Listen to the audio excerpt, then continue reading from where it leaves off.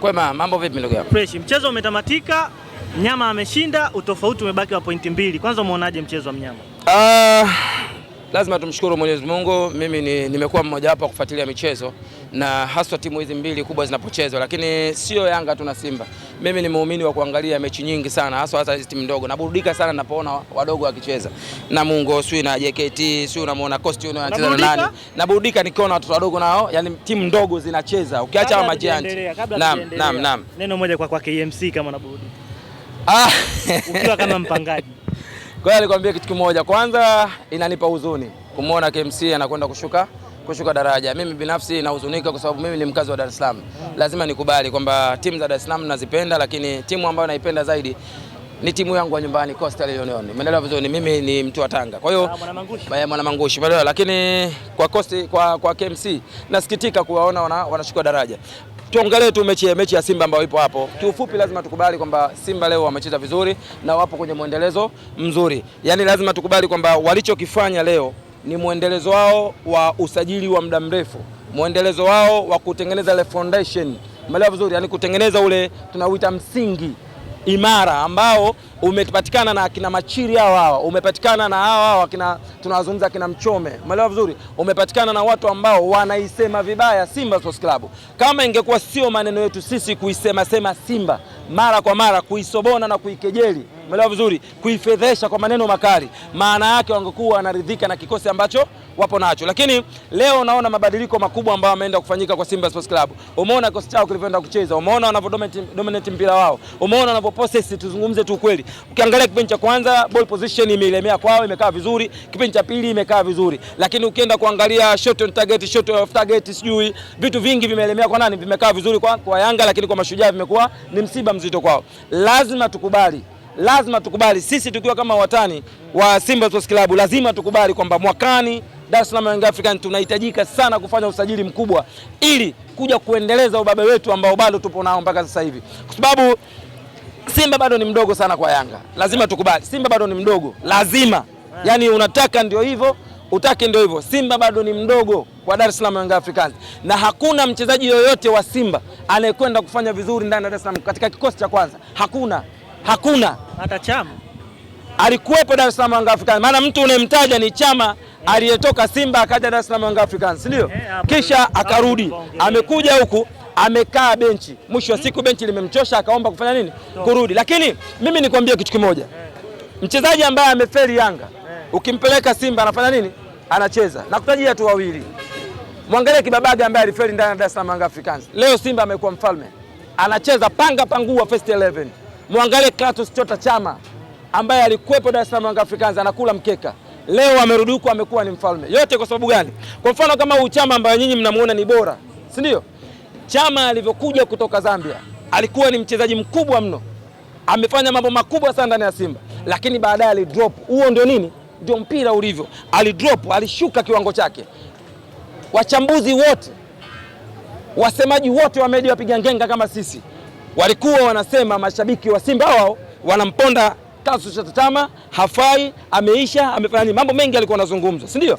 Lakini kwa uwepo wa Engineer Harris na kuelewa kijana ana talent ya kutosha, kijana ana talent ya kuzaliwa, akasema hapana, siwezi kumwacha huyu kijana kipaji chake kifanye nini? Kipotee. Akaenda kuongea na Mangungu, wakatengeneza mpango, kijana aje wapi? Dar es Salaam Young Africans. Waliongea na makubaliano yalikwenda vizuri tu. Akaja Dar es Salaam Young Africans, akaja katika chuo cha shule. Yaani ukiambiwa Tanzania kuna chuo cha shule, ina maana unakipata wapi? Dar es Salaam Young Africans. Yanga Soka School. Kwa hiyo yule bwana akamwambia bwana, sisi tuna mpango wa kuanzisha Yanga Soka School. Sasa wakati tunakwenda kuanzisha, itakuwa ni vizuri tukampata Clatous Chota Chama akawa ni mchezaji wetu wa kwanza kwenda kufanya nini? Kuchukua mafunzo pale. Amekuja amepikwa. Baada ya kupikwa ameiva, tukamwambia mchezaji wenu huyo hapo. Leo Chama anaimbwa kama nani ndani ya Simba? Alikuwa amekufa, amefukiwa kwenye kaburi, si ndio? Sisi amekuja kwetu, tumempulizia roho, amerudishwa ndani ya Simba Sports Club. Anaimbwa kama nani? Sema ukweli, wewe si mwandishi. Alikuwa amekufa, amepotea, kiwango kimepotea. Amekuja ndani ya Yanga, amerudishiwa kiwango chake. Leo yuko Simba Sports Club, anazungumzwa kama nani? Mfalme, si ndio? Sio kama ni mfalme, karudi tena, karudishiwa tena ufalme wake. Huyo ni nani? Ni Dar es Salaam Young Africans kupitia Engineer Harris Said. Engineer Hersi Said ni mtu pekee, ni kiongozi pekee ndani ya Tanzania hii au bara la Afrika hili ambaye anajali na anathamini vipaji vya watu. Yaani ndio kiongozi pekee anayejali na kuthamini vipaji vya watu. Akiona mtu yuko kwenye talenti nzuri, alafu baadaye talenti kao inashuka, anatengeneza mazingira ya kumnyanyua yule mtu. Ndicho anachokifanya Engineer Hersi. Machili, hapo kwenye chuo kuna mwanafunzi wenu Diara. Ndio. Unamzungumzaje mwanafunzi wenu? Mtaani wanadai nidhamu yake sio nzuri na ametoka kwenye chuo chenu. Chuo chenu kina kasoro kwenye swala la nidhamu. Mimi siwezi kuliamini hilo kwa sababu kwanza unapomzungumzia Diara maana yake unazungumzia, unapotaja magolikipa 10 barani Afrika lazima Djigui Diara atafanya nini huko ndani? Atakuwepo. Yaani huwezi kutaja magolikipa 10 barani Afrika ukaacha kumweka Djigui Diara. Umeelewa vizuri? Lakini jambo ambalo umeniuliza ni kwamba Diara kilichotokea sio kwamba ni utovu tu wa nidhamu.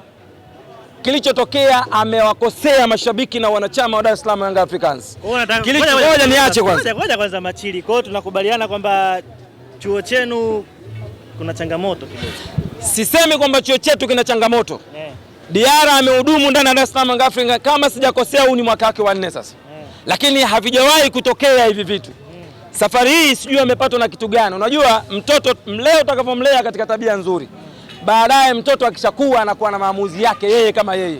Na mzazi kama mzazi utabakia tu kumwambia bana hicho unachokifanya sio kizuri. Mimi kama mwanachama na mshabiki memba wa klabu ya Yanga, lazima nimwambie ndugu yangu Djigui Diara alichokifanya amewakosea mashabiki wa Dar es Salaam Young Africans. Hatukujua tatizo lake ni nini. Mimi namwambia tu Djigui Diara, umetukosea sana mashabiki. Sana. Endelea kuwalea mashabiki wa Yanga kama wewe wanavyokulea. Kwa sababu hawa mashabiki wa Yanga siku wakibadilika huwa waangalii huyo mtu ana ukubwa wa kiasi gani, ana ubora kiasi gani. Yaani hata uwe na uzuri wa kiasi gani. Yaani wakisema huyu mtu hatumtaki, maana yake habari yako imefanya nini? Imekwisha. Walikuwepo watu akina Faisal Salum Toto alikuwa kipenzi cha mashabiki kuliko hata Djigui Diara. Leo yuko wapi? Anazungumzwa. Kwa hiyo hata wewe hii nafasi uliyoipata ndani ya Yanga itumie vizuri ndugu yangu. Mimi nakushauri tu, tumia vizuri katika kitu ambacho ulitukwaza. Mimi mmoja wapo umenikwaza, lakini sikutaka hata kuongea, nisijui hata kwa nini umeniuliza hili swali. Sikupenda yani alichokifanya juzi, alitukosea tu kama mashabiki, alitukosea sana. Basi tutubadilishe kwa Diara tuame. Machili, mpaka sasa hivi kuna utofauti wa alama 2. Na kocha aliyepo game yake ya pili Chali. Tunauona ubingwa? Ubingwa upo kwa sababu sisi tunaamini katika kupambana, kwa sababu Mwenyezi Mungu anasema falyatanafasul mutanafisun. Basi wapambane wenye kupambana katika kuzipambania neema. Umeelewa vizuri? Unajua neema ziko za aina mbili. Kuna neema ambayo unapambana ili Mwenyezi Mungu aende akakulipe kheri kule unakoenda katika siku yako ya milele, yani unapozikwa, si ndio? Uende ukaipate ile kheri huko unakoenda, neema ile uipate kule ya thawabu na nini, umeelewa? Lakini kuna neema za moyo. Yani mimi natafuta pesa ili nifanye mambo yangu na familia yangu, umeelewa? Sasa neema ya mashabiki kwetu sisi ni pale tunapoona timu yetu inashinda, timu yetu inafanya vizuri, umeelewa vizuri? Mimi sina wasiwasi na kocha wetu Marengo kabisa, sina wasiwasi naye kabisa. Naamini jana ni makosa ambayo yametendeka.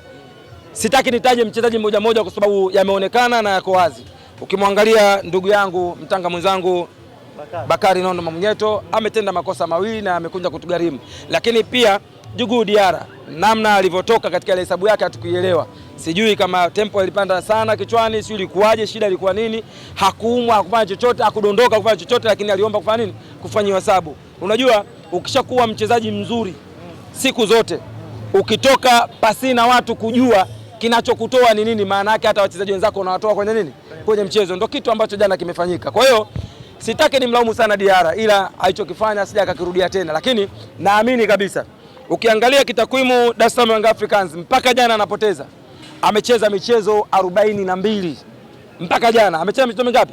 42. Maana yake ulikuwa ni wa 43 ndio amekuja kufanya nini? Kupoteza. Kwa hiyo ana wastani mzuri wa kuchukua ubingwa, kwa sababu mpaka aje apoteze tena muhesabie tena michezo tena mingine 42. Yaani unataka ndio hivyo, utaki ndio hivyo, na hesabu ndivyo zilivyo. Yaani ukichukua mwaka wa Gamondi, ukija ukichukua mwaka Nabi Gamondi, Ramovic na Umudi mpaka sasa hivi akina Marino anataka kumalizia. Hiyo ndio historia ya Yanga namna ilivyo, na namba ndivyo zinavyosoma. Akifungwa leo maana yake umhesabie michezo tena mingine mbele. Alifungwa na EF, unbeaten ilikuwa ni 49, si ndio? Lakini ilienda tena huko mbele akaja akafungwa na Tabora.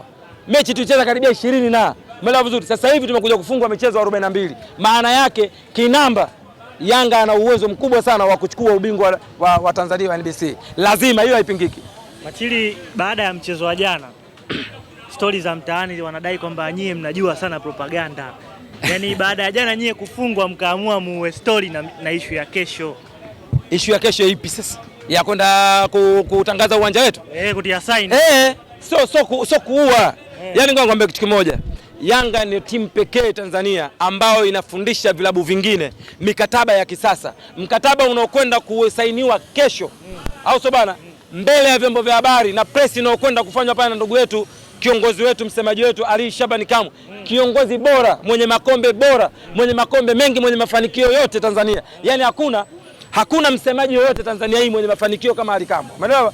Kwa hiyo kesho linakwenda kufanyika jambo bora sana, jambo kubwa mno ambalo vilabu vingine toka vinaanzishwa nchi hii hawajawahi kufanya, na jambo linaenda kufanyika hadharani. Sasa kuua yani propaganda kivipi wakati jambo ni la kweli? Wao wanachodai ni kwamba yani baada ya kufungwa tu mkaanza na hiyo mapema sana. Ngoja nikwambie kitu kimoja.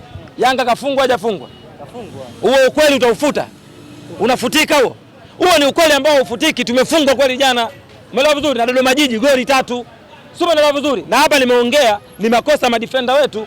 Umeelewa vizuri? Kwa hiyo hatuwezi kufuta hilo. Lakini kufungwa kusababishe mambo mengine yasiendelee. Si unanielewa? Kwa hiyo jambo hili kabla hata sisi hatujafungwa, Ali Kamwe tayari alishalizungumza na klipu zilishaenea.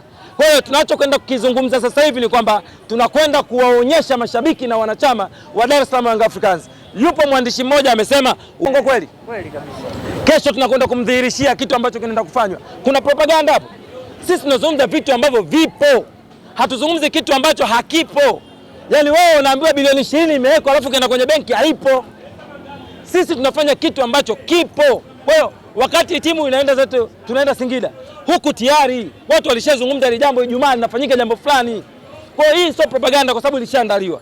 Kwa hiyo sisi kesho Ijumaa tunakusanyika pale uwanjani na tumeambiwa ni nje, meza zitawekwa nje, mikataba kila kitu itawekwa hadharani. Kila mtu afanye nini? Wanaosema uwanja unajengwa kwenye laptop, kesho naenda kuwavumbua. Aibu kwao. Machili, neno moja kwa mpinzani kuelekea michezo iliyobaki. Kwanza asahau kama kuna ubingwa wa NBC, labda ajipange kwa mwakani. Na uzuri wa Yanga una kikosi kile cha miaka karibia takriban miaka 4 mpaka 5. Wengi wamo. Wanachokifanya Yanga ni kuongezea katika magepu ambayo yanaonekana. Si unanielewa?